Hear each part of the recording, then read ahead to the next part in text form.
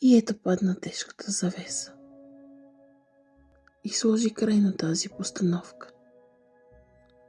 Захвърлили уморената принцеса на пода прашен златната пантовка.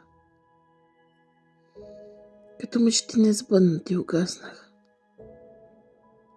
Една след друга светлинките тихо, неканена тъга, заръкопляскаха.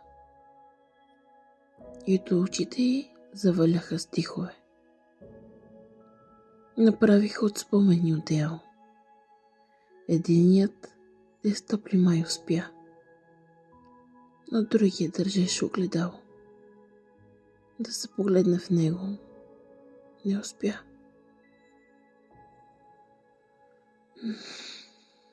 Разказваха за пролета навън, за любовта на щъркилите вечна. А после се превърнаха в сън,